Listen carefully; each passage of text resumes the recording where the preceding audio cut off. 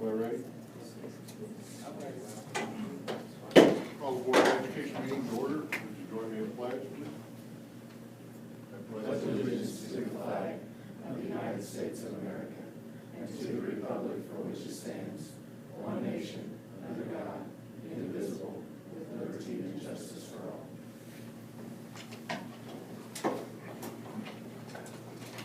Welcome.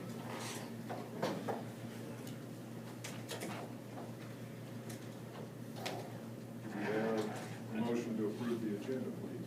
Mr. President, I move that we approve the agenda with the following amendments. Additional certified and classified personnel actions for consideration. Item number E3. Remove item number F1 on the original agenda, curriculum report, migrant program. Add as item number F1 to this revised agenda, unfinished business, personnel update. Remove item J2 under executive session, matters relating to actions adversely or favorably affecting a person as a student. Second. Any discussion? Usually when we remove the executive session this evening, we had invited Randy Grizel, your attorney, this evening, and his father passed away last week, and so that's why we made it for the agenda, and so I want to keep Randy in your thoughts and prayers.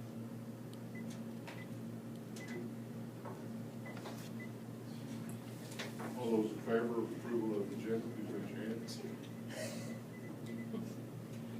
Opposed? Thank you.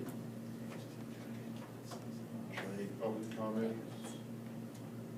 Okay. Contrary to the rumor that's floating around the room, I did not steal this trophy from Wiley Cyrus last night. Associated Builders and Contractors, ABC, announced that Albo and Peterson Construction's work on Garden City High School and the district stadium project has garnered the company a Pyramid Award in the institutional 25 to 100 million category of the ABC's National Excellence in Construction Awards. The Excellence in Construction Awards program is the industry's leading competition developed to honor innovative and high-quality merit shop construction projects. The award honors all construction team members, including the contractor, owner, architect, and engineer.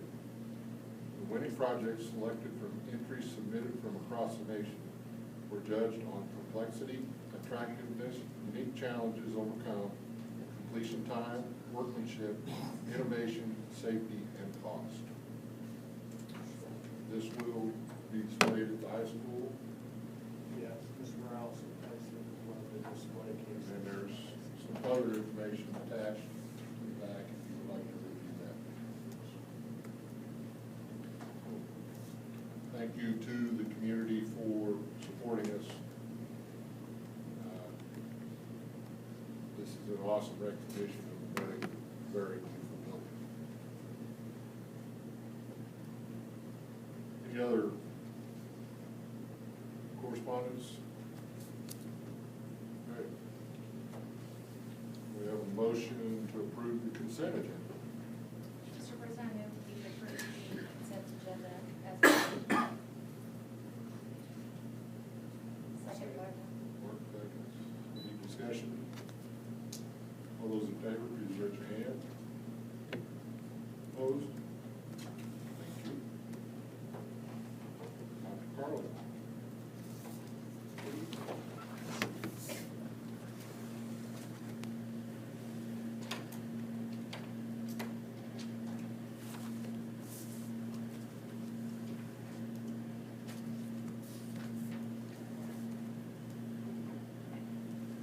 There's a note here that says don't use projector two, so I guess we're not gonna use that one tonight. Thanks for having me tonight. I'm here to visit with you a little bit about our recruitment and hiring season this year. And first thing, I'd like to start off by thanking the folks in the personnel office, Chris Britton, Caroline Gallegos, and Rebecca Parton, as well as concentrate a lot on our certified staff. in recruiting season. Rhea Carter works on our classified folks. Tonight, we're primarily going to talk about our certified recruiting, but they've worked hard since March to get us where we're at today, and also all of our building administrators. A lot of people maybe don't realize, but in our district, we don't hire people into teaching positions unless they're selected and recommended by the building administrator. And so those people have a lot of influence in the hiring process, but along with that comes a lot of time and effort that they spend in looking at applications with us, conducting interviews, and so some of our principals, we think our principals get some of the summer off. Some of our folks spend most of their summer up here still working on hiring for their teaching positions in their building.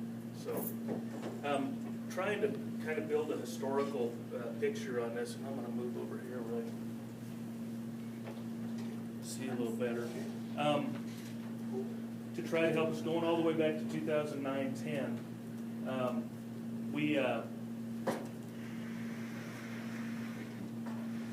this year we had 5 positions that were open from the prior year, and when you can see that's down over where it's been historically, basically maybe leveled off over the last few years. In terms of new positions, we've had years where we've added positions, as many as 12.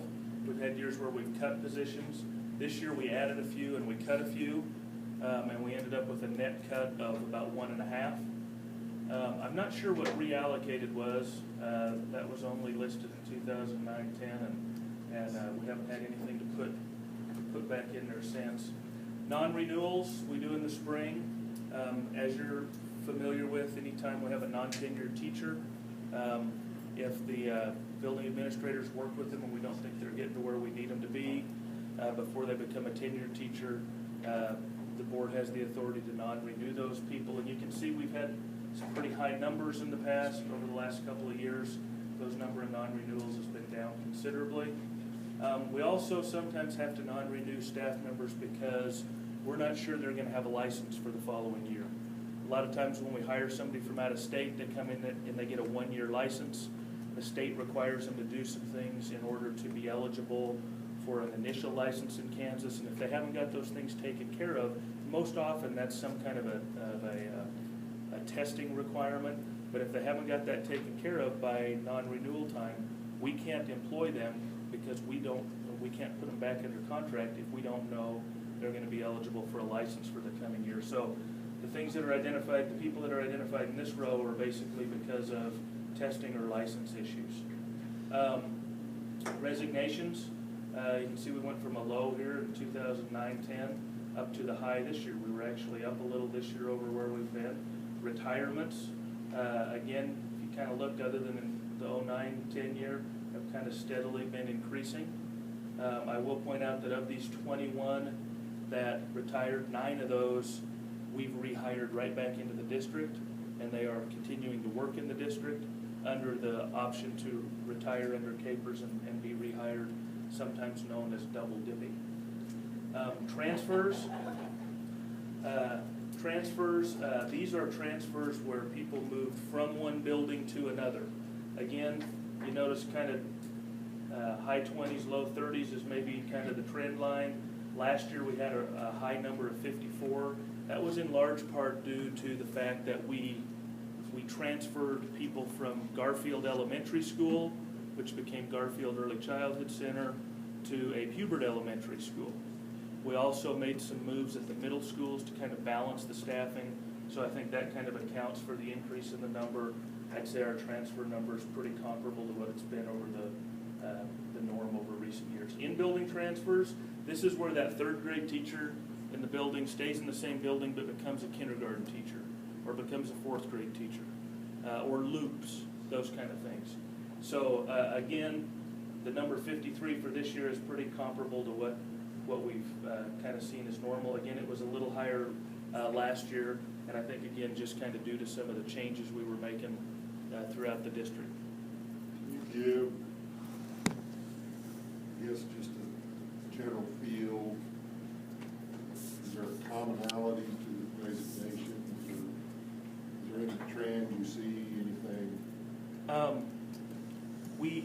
actually, probably when we're starting to, we'll look more in depth at that, Tom. Right now, I would say probably the biggest thing is, and you'll see here in a little bit when we look at our hiring, as the board knows, we've hired a lot of teachers from Michigan this year. We actually lost quite a few of our people who had been in the district for 3, 4, 5 years who went back to Michigan. And Michigan had a program this year where they incentivized retirement for some of their veteran teachers, which really kind of opened up some job opportunities. And so I think we saw some of our folks who just wanted to get back closer to home. I mean, we knew that that certainly could happen at some point. So I think we probably saw 6 to 8 of those resignations anyway, were people that had been in Garden City for a considerable amount of time. We're probably tenured folks, but elected to move back closer to home. We also lost one to, we hired from Minnesota to Indiana that was a great teacher for us, had been with us for 4 years. So right now I would say probably nothing unusual over what we've normally seen, but the number is going to cause us to look a little deeper at that and see if we can figure out why it's a little higher this year. So again, you'll notice down here on the kind of the total line, we're a little higher than probably where we've been some years, and kind of back in the range where we were in 2010-11. I venture to say if we could go back farther, I think that number, the numbers would have been closer to the hundreds than to the 80s or 90s. So the number's it's such a soft number because your retirees that are still there, your in-building transfers, it's not really a void of that many personnel. right, we actually hired 83 staff members.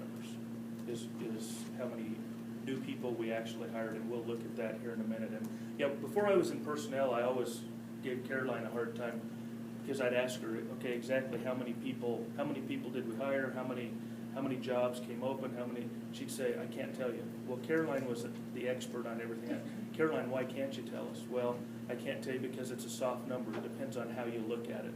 And we'll hire people again probably this year at Christmas time for second semester. So where do you count those people? All that kind of stuff. So this is kind of a good stat to look at. Long-term subs. If we have a position that we absolutely need to fill, we need a teacher in that role, and we don't have a licensed teacher hired by the time school starts, we use a long-term substitute. They're still licensed by the state, but they're not considered highly qualified, certainly not our desire to use long-term subs in these kind of roles. But to give you an idea, going back to 2010-11, we had 5.5 positions that we had to fill with long-term subs. In 2011-12, it dropped to 4.5. Last year we were at 4. This year we're at 3.5. So we're seeing that's improving. We'd love to have that number at 0, but you're going to see here in a little bit that number's been in double digits for quite a few years. So these kind of numbers, although we'd love to have that at 0, are still kind of encouraging. This year we have an elementary interventionist position that we have a long-term sub in. There's a really good likelihood that we'll hire somebody for that at semester time. We have a special education position at the 5th, 6th grade, one of the 5th, 6th grade centers. We actually have our eye on somebody that we're going to recruit pretty heavily that's student teaching right now, and we've already done some interviewing, and we hope to hire that person at semester.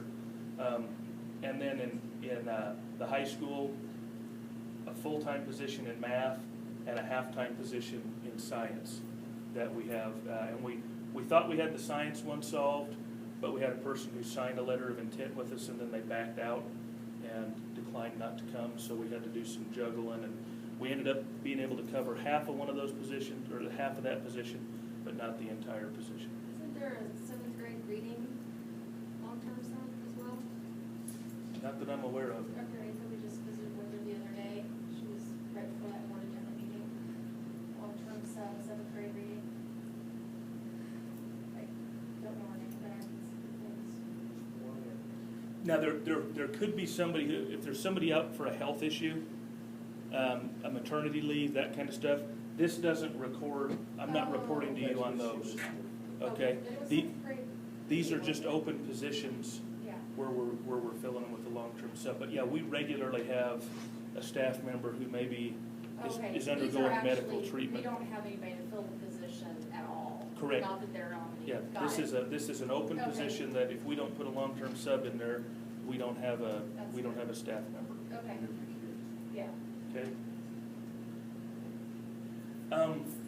There's another category of positions that we kind of call our hard-to-fill positions.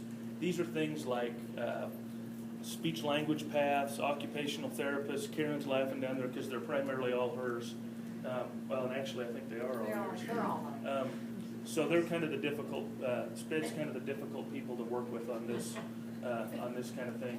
And I'll share kind of an interesting thing about our SLPs, but we used to have physical therapists here. That one was so hard to fill, we've actually went to a new way of doing it. We're contracting for those services here in town, and we've hired a PTA to do that.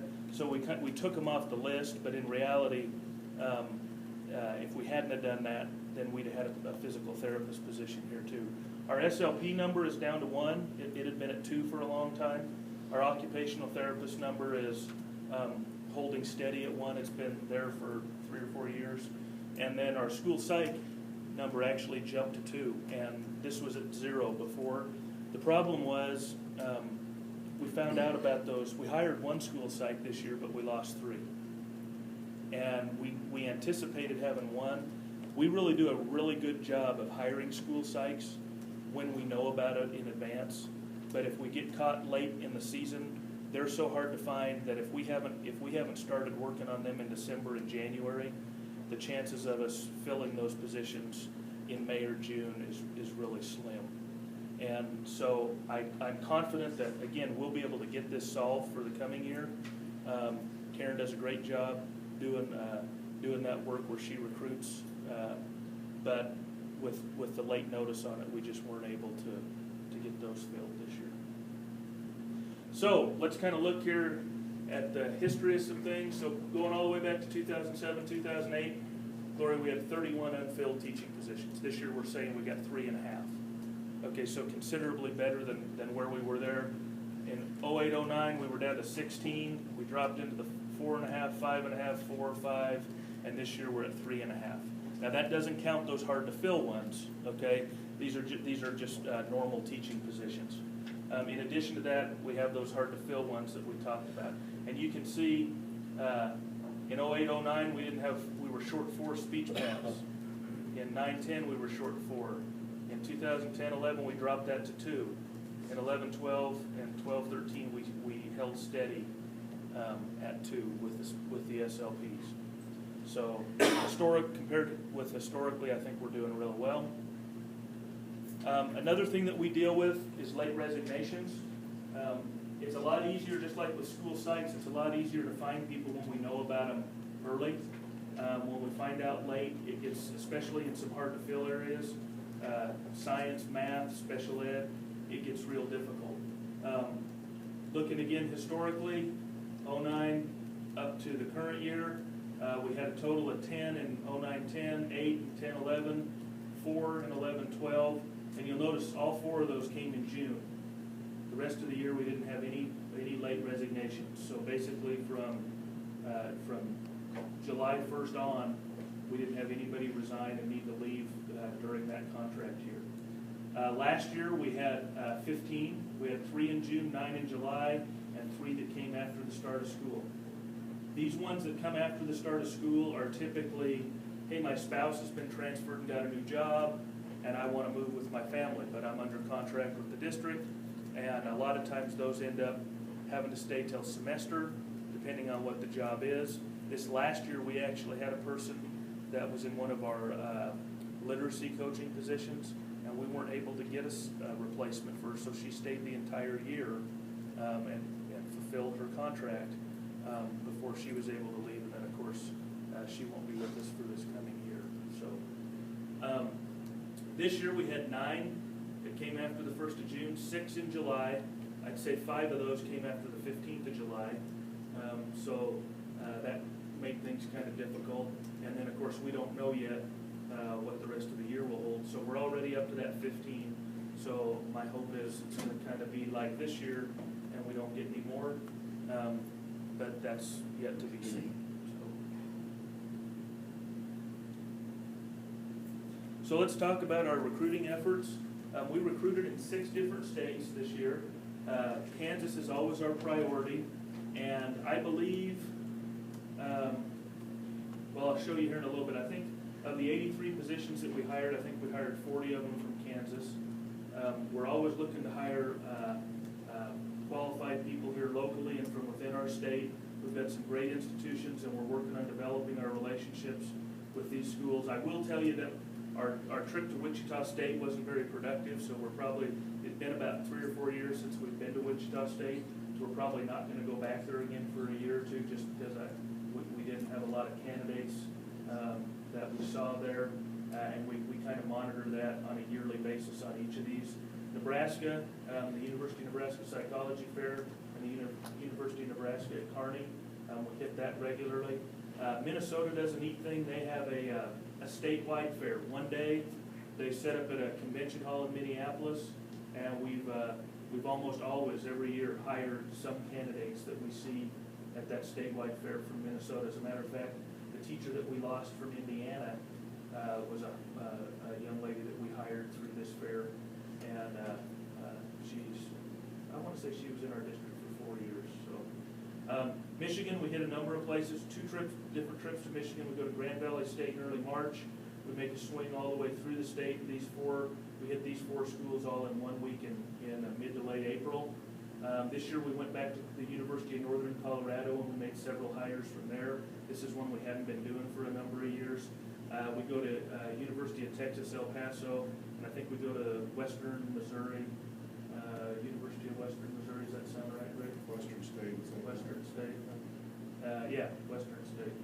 And this one's brand new. We have a principal that had some roots in that area, and actually we hired a couple of candidates from there, so that one's going to be on our list moving forward. So here's kind of, in terms of hiring, we talked about vacancies and openings and all that, so what did the hiring actually look like? Well, we hired 83 different staff members. In addition to that, we hired 4 people who we initially non-renewed because of licensing, and we hired those 4 back. They got their licensing taken care of, but not quickly enough to deal with the non-renewal piece we were looking at. We've hired 9. I mentioned we hired 9 local capers, retiree rehires, and then this last December and January we hired 6 that started in the 2nd semester of the last school year. If you add all those up, it comes up to something like 102. Is that right? 87, 96, 102. Here's some interesting facts from our recruiting season. There's 24 licensed 7th through 12th grade math teaching positions in our district. 14 of those came open this year. If you would have told me in March that we were going to have to hire 14 math teachers, I'd have said, no, we're not. We better not. There's no way. Well, we actually had 1 long-term sub in math last year, and we created a math position at the middle school this year. And so as this all unfolded, we filled 12 of these positions, which is phenomenal. We ended up putting 1 on hold. That happened early. The high school put a position on hold because they didn't need that many math teaching positions for next year. So they're using that position to pay some overloads to cover some other areas where they're short. And then we ended up with 1 position still being filled with a long-term sub. So we basically had 14 vacancies, and we broke even with where we were from the year before. I think that's a major accomplishment. This spring, we hired 2 speech-language paths, and we had all of our speech-language positions filled in the district. This has never happened before. I'd love to be able to stop reading right there. However, within a week, we got a resignation from one of our other SLPs, and so we were back to having 1 SLP position vacant. And again, like those school site positions, maybe even more so, filling those is real tough, and so we weren't able to do that. So we start the year still 1 SLP position open. And maybe the last interesting fact, we only hired 14 teachers from Michigan this year. Normally we're hiring somewhere 25 to 30. is kind of a normal number for us. And I think that kind of goes back to, I think there were more opportunities for people. And I think one of the things we found is we see candidates at these career fairs that we saw 3 years ago that were a brand new graduate. And when we talked to them 3 years ago, they tell us, you know, it sounds interesting, but I think I can get a job here in Michigan. I'm going to hold out, and something will open up for me here in Michigan. And, well, we understand that. That's their choice. That's what they want to do. Well, then a lot of times the next year we see them, and we say, hey, didn't we see you last year? And they say, yeah. Well, what are you doing? Well, I didn't get a job. I've been substitute. And but now I think I'm going to break in this year. I think with that year of subbing under my belt, I'm going to get a job in Michigan this year. So thanks for telling us about Kansas, but not interested. Sometimes that next year we go back and we see the same person, and they're still subbing, and now they're ready to say, you know what? I worked hard to get my teaching degree. I want to use it. I'm willing to relocate and move to Kansas. Well, this year, I think because of that, people knew more jobs were going to come open. We had less of those people, and we had people that kind of dug their heels in more and were more in line with they were going to wait and see what opportunities presented themselves in Michigan. And again, I mentioned we lost some of our, what I would say, blue chippers that we've hired recently because some opportunities opened up and they went back. I have been told, I don't know that it's a fact, that this was a one-year deal. This was a one-year incentive, and they aren't anticipating near the number of vacancies in Michigan that they had this year. So we're not giving up on Michigan. I think we still have an opportunity to use that as a good recruiting ground. And we'll end up going back and kind of looking at it again for next year. But certainly our numbers are down this year. And honestly, if we did a net number with Michigan this year, how many we lost and how many we gained, I haven't went in and added that up, but I bet we'd be pretty close to the break-even point. So where did we hire people from? Well, Kansas, we mentioned, was 40 of them. Michigan was next at 14. Alabama actually had 4, and really this one from Nevada is a young lady that went to the University of Alabama. She just had moved home and put her Nevada address down on her application, so we might even be able to say Alabama's 5. And we didn't even recruit Alabama, so we're going to be looking at that for the future. We just kind of got a good connection going there, and we'll see how things go. We hired 4 from Colorado, mostly out of that UNC fair. We've hired 3 from Oklahoma, 2 from Idaho, 2 from Minnesota, 2 from Nebraska, 2 from Pennsylvania. Whenever we get an application from somebody in Pennsylvania or Ohio, something like that, we always think, they think we're Garden City, New York. And probably about half the time when we call them and say, hey, do you realize you're applying for a job in Kansas? About half the time they say, no, I didn't realize that. Not interested in moving to Kansas. But we have hired some folks from all the way back on the East Coast. We do almost every year who really do want to come to Kansas. Alaska, we hired a math teacher from Alaska. Arizona, Iowa, Illinois, Missouri, North Dakota, Nevada, Ohio, Texas, and Utah. So a total of 19 different states we've hired people from. I didn't put this in the PowerPoint, but I believe we have 6 or maybe 7 of our teachers are going through the transition to teaching program. So they have a bachelor's degree in an area like math, in an area like business, in an area like English, and they don't have a teaching credential, but they're working with Fort Hays.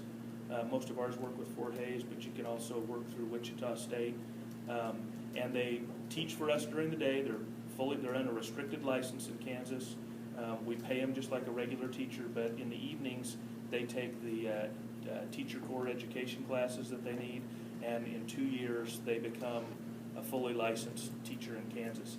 Hays does a great thing with that program as well. They can go back and do 12 more hours and have a master's degree.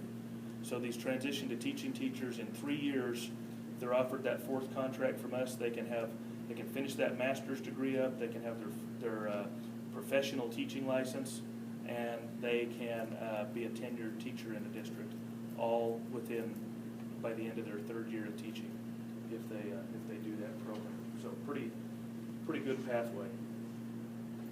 So what does it cost us to do all this? And we kind of break the expenses down into 4 different categories. Career fairs, promotion, our interview expenses, and advertising. And this is a little hard to read, but the columns on the right are 2013. So you can see if we go back to 2009, and 10, at least 2009, our columns were pretty high up here in terms of what we spent for career fairs and interview expenses.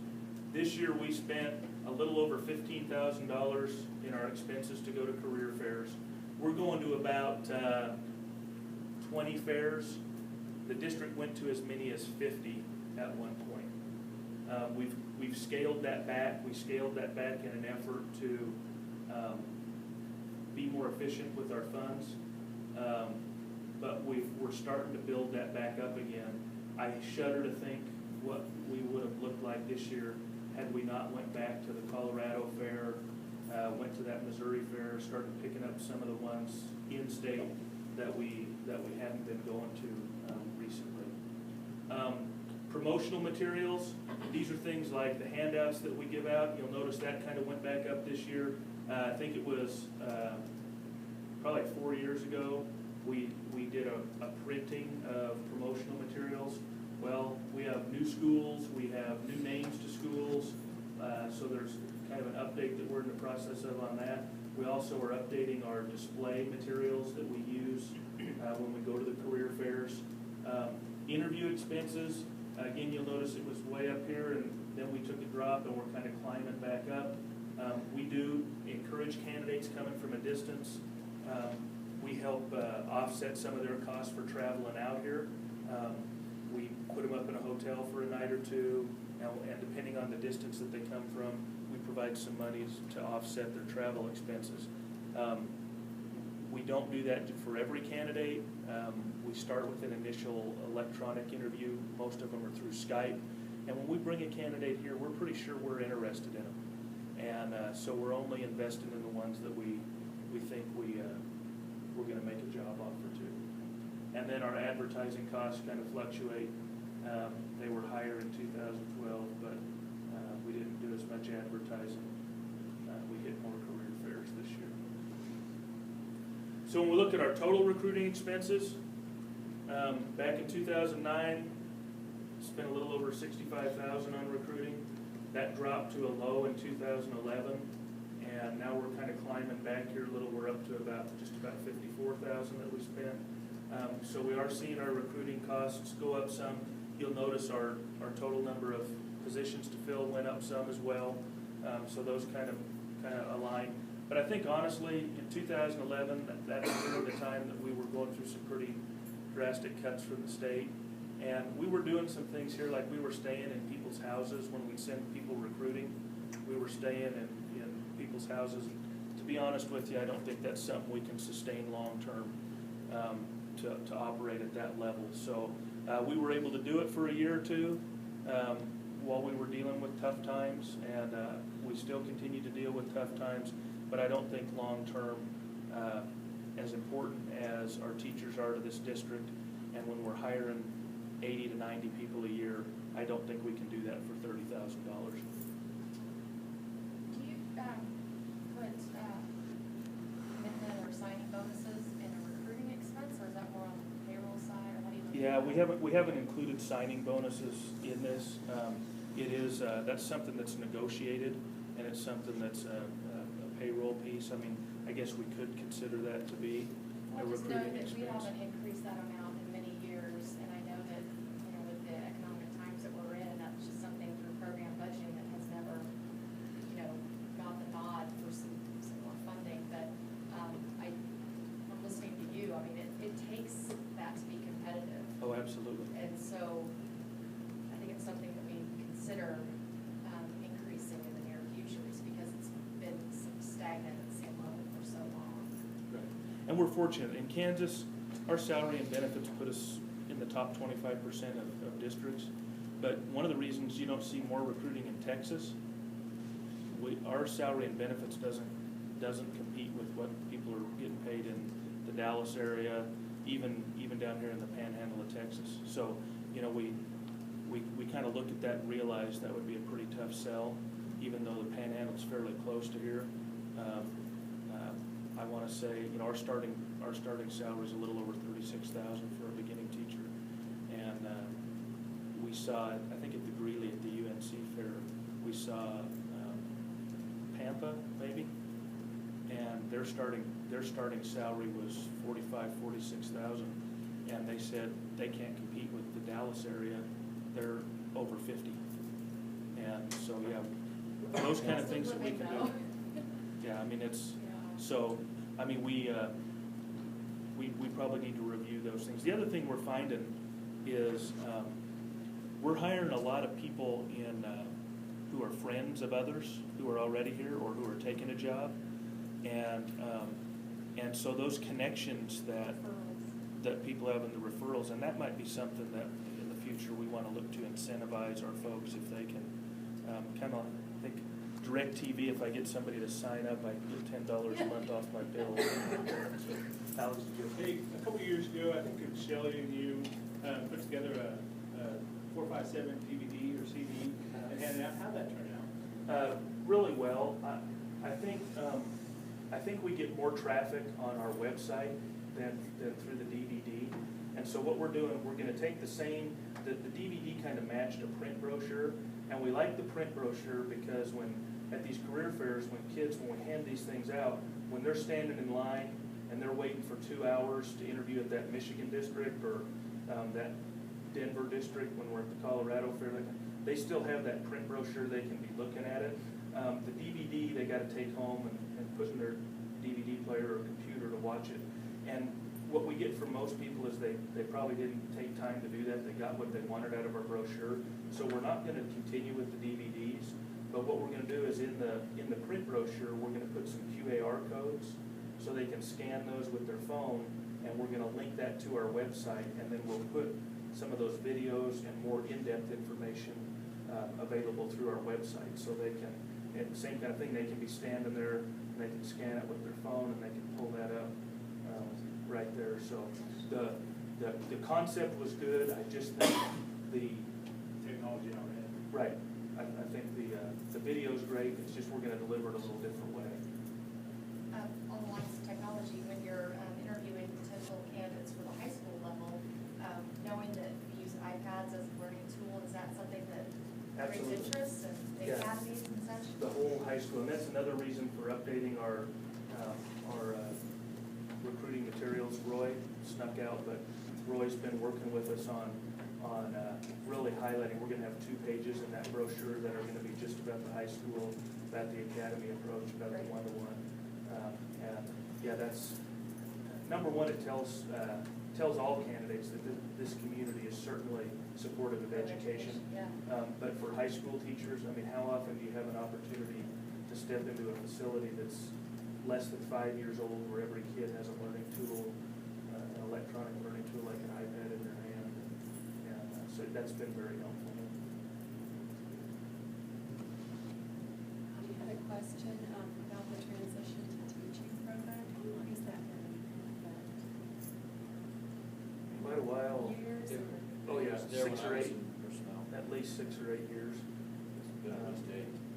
That seems to be a really effective way of getting people who are maybe in an industry or a business and want to be the actual teachers. And I know with this focus on college and career ready, I mean, I think that's a wonderful resource that we're getting. So that's unique to Kansas, though. Well, a lot of states have an alternative licensure program. Okay. This transition to teaching just happens to be what What we Kansas follow. does. Right. One of the places we run into a problem is if we have a teacher come to us who went through an alternative program in another state, if they don't have 5 or 6 years of experience after they finish their program, sometimes their license doesn't transfer to Kansas very well. It all depends on the circumstances, but we've had a few people who have had some significant challenges in getting a Kansas license. But as a general rule, and again, we'd be kind of in a pickle if we didn't have a program like that.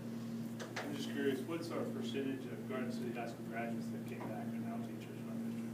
Oh, I don't know. I'd have to, I mean, we've hired some, Supposed to know that off the top of my head. I said percentage.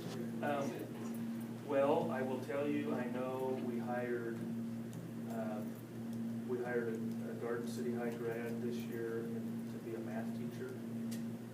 We also hired a Dodge City grad to be a math teacher.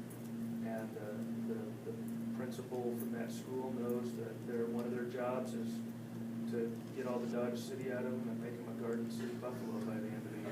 So we're working on that too. So she's going to be a great teacher and a great young lady. Good job, Steve. This is a very important part of the strength of our district, and that starts with teachers. So I appreciate the effort you put out to hiring qualified, impressive teaching staff so that we can have a chance to succeed. Well, I appreciate it. Like I say, our administrators take a huge share of that responsibility, and they spend a lot of time and effort. We know that classroom teacher is at school is the most important factor that relates to the quality of the kids' education, and our people take that seriously, and they work very hard at that. And I will tell you, I think the biggest obstacle that we deal with in our recruiting is geography. We can't change our geography. Even the people that turn us down tell us, the people I met, the schools, the situation was great, I just don't want to move that far away from my family, or you're just too far away from a major metropolitan area. I mean, and we respect that, we understand that, and the ones that do come to work for us, we tell every one of them, even if your plan is to come here for a couple of years and just get some experience, we're fine with that. But understand, while you're here, we're going to do our best to change your mind and make you believe Garden City could be a long-term place for you. And I really think that's how everybody, all of our folks, really approach it and work at it. How about at some point it'd be interesting to sort of have a perspective, since it's a different category, but yet it relates specifically to those type of folks. As Glory had brought up, the signing bonus factors into this, and then of course the continuing ed support that the district provides to teachers that do sign on is a factor too. Housing is housing effective this year. I know next year there should be. Yeah, but let's learn from. I was going to say, I'd like to know the numbers that we're paying. What are we paying for on those sort of support programs that aren't directly related to? Like our master's reimbursement and Yeah, things ESL like that. So reimbursement. not now, but I mean, at some point it would be good to have those numbers. Yeah, that's something we could do. And Alex, your question about housing, I mean, it's a challenge.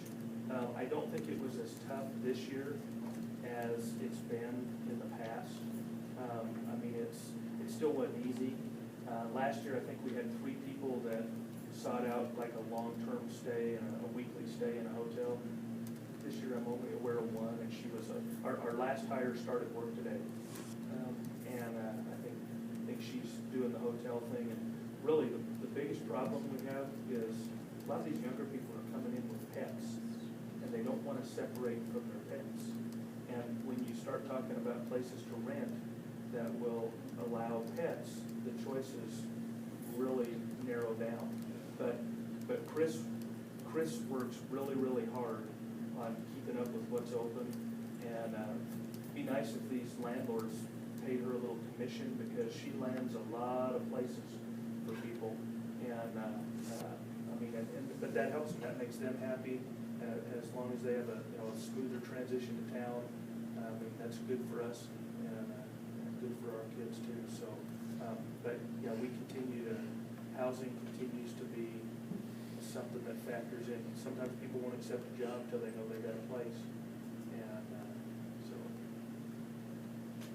I heard one of our principals lodged the teacher for a couple of weeks while they were finishing up looking for a place. Yeah, when she moved to town, she went straight to the principal's basement and lived in the principal's basement.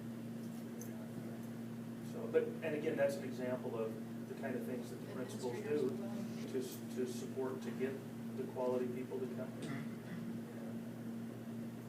So there are a lot of people in Garden City that say, like myself, that they came here for a career, or came with their spouse, they came for an economic reason, career reason, and stayed for the quality of life that you get here. That was away. 3 years. That was gonna Yours, be your I had a 3. 5-year plan, and that was 18 years ago, so this place is pretty amazing once you get here. I noticed we don't have very many recruits from Wyoming. We haven't been going to the Wyoming recruiting fair, and that's another one of those things that kind of comes back to salary. It's been probably 6 years ago, and in 1 year, Wyoming raised their base salary, average base salary for teachers went from 36,000 to 46,000, and we were at about 31 at the time. So, maybe 32 at the time. So, yeah, we just weren't very productive there. Any other questions? Just a comment, Steve, and I know you, I'm sure it's on your mind, it really wasn't part of this presentation by design. But one of the things that happens in this community, we may want to expand on this, is that the businesses in this community really work hard to make our new teachers feel welcome. And anywhere from our churches to our businesses, they're doing all kinds of things for our new teachers. And really makes you proud to be a part of Garden City when you see that. And the tours that take place through town, from the tumbleweed this weekend, where the teachers got reduced tickets, costs, and all of those things. It's unbelievable. I don't know if you want to expand on that. Yeah, that's a great point. We do, we have a number of ways that people have unsolicited come forward, and we have several churches that get involved in providing meals for new teachers, dinners, lunches, help and serve, and really with no strings attached, not as an effort to try to recruit members, but just to say, hey, we want you to feel welcome in our community. We have a number of businesses that step up and support different things. The Garden City Education Association this year sponsored a lunch for the new teachers. As Rick mentioned, Tumbleweed made a deal and gave them reduced ticket price to get into Tumbleweed. And we have a gal that came from Michigan 5 years ago, and she kind of helped set up some social activities. The Finney County Young Professionals go out of their way to help welcome and help our folks, make some connections and get adjusted into the community. And I didn't touch much on this slide, but one of the things that we will continue to work on is studying ways that we can affect retention. Obviously, if we retain more, then the need for recruiting goes down. I will tell you that Lori, this is my 26th year, and I think our turnover rate has historically been between 12 and 20%. And I haven't done the math yet here, but I want to say it's about 14 for us this year is what we were looking at. Talked to Liberal. Liberal's a district that's maybe 2/3 of our size. We have 700 certified employees. They have maybe 425. They hired 83 people this year. And again, I think what we're all dealing with is the geography of Southwest Kansas. And but Garden City, our community, does some things that really, I think, and the word of mouth is incredibly powerful when these teachers are talking about how welcome they felt. Those kind of things help our recruiting. Hopefully they help our retention, but they also help our recruiting when we have to go back out and recruit. I'll be asking Dr. Clark, all the vendors and businesses, churches, banks, and licenses for the growing garden. It'll be interesting to see what that number is this year, but last year was over 50 because I said, thank you to everyone. A letter was on my office to reach everyone. All right. Thank you, Steve.